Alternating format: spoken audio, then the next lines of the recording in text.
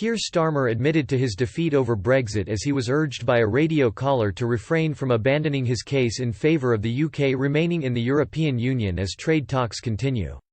The Labour leader was asked to clarify what he will do to hold Boris Johnson to account in his ongoing Brexit negotiations with the EU.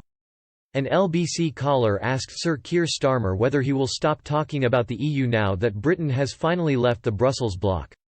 But the Labour chief admitted the argument to remain in the European Union was now over.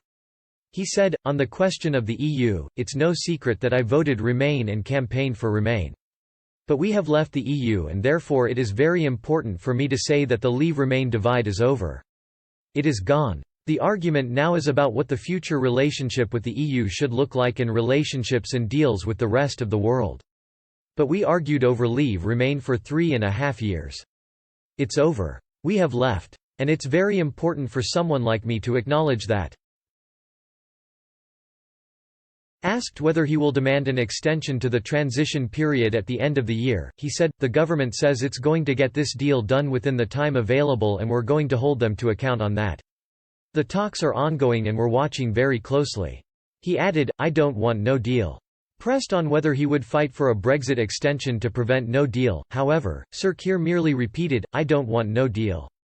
In reaction to his refusal to answer whether Labour would back an extension to prevent no deal, Liberal Democrat leadership hopeful Layla Moran MP said, "It's time for the leader of the opposition to get off the fence.